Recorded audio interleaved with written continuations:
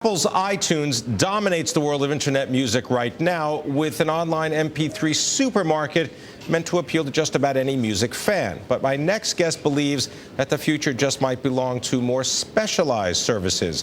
The former Napster executive has created a music site that caters to DJs. Joining us now for a CEO sit-down, we have Matt Adell. He is the chief executive of Beatport. Matt, good to have you with us on Bloomberg. Thanks for having me. For those that don't know it, Beatport is this site that has become extremely popular with the people that are spinning, you say records, but it's no longer records. Right. They're spinning music, playing music in clubs all over the world. Yeah. How did you come up with the idea for Beatport? Well, it was actually some guys who founded the company 7 years ago, some local DJs in Denver, who at the time had already begun digitally DJing. They were no longer using records, but to get the music into their computer, they were copying the records, basically ripping records in real time, putting them on their computer, and then DJing with them.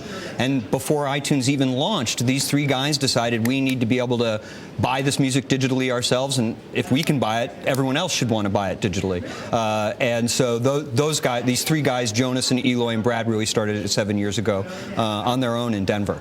So is this a music site that's really just dedicated to DJs? No, this is professional musicians, professional music lovers who want to broaden the appeal. Yeah, I think we gear everything we do towards the DJ. The DJ is our primary customer, but anybody who wants to play with music or utilize music to create something new is ultimately in our field of customers. What DJs do that's very different than an iTunes customer is our customer isn't buying the music just to listen to it themselves.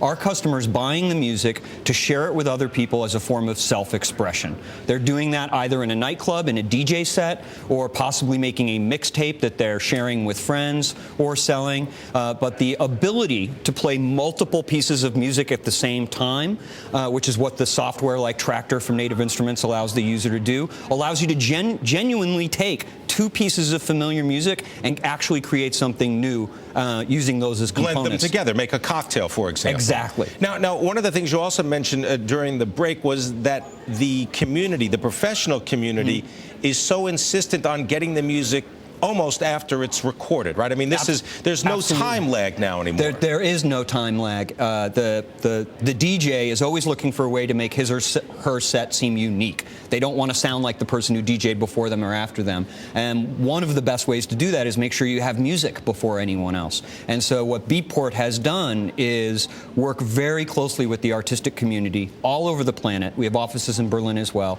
to make sure that literally as soon as a track has been mastered, if it's right for the club, we want to have it for our customers. What about the fidelity of the music? I mean, I've interviewed Dr. Dre, for example, and he says, one of the big problems with online music is that by the time you actually listen to it, the quality has been so degraded that it bears very little relationship to all the effort and all the work that went into creating it in the first place. Absolutely. On a compressed MP3, especially a small MP3 file, you're literally not hearing a lot of what was recorded.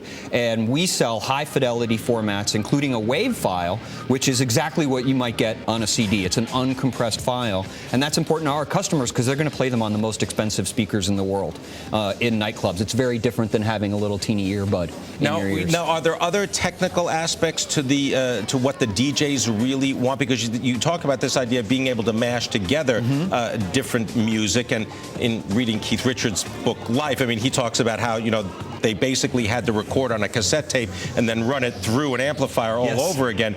So the world has changed. Is there a lot of technical pieces to a DJ's life? Well, now instead of turntables, which you see a lot of people use still, people replicate that with things that look like CD players but aren't, and they give you something you can touch. But most commonly, people would use something like Native Instruments Tractor application, which gives you two waveforms, and it sort of replicates the experience of having two music players right there, but it's all happening for you on screen. The barrier to entry is much lower than it used to be. Mixing two pieces of vinyl by hand is hard. Doing it on a computer is easier technically, and then the artistry really comes in selecting what and when you'll be overlaying.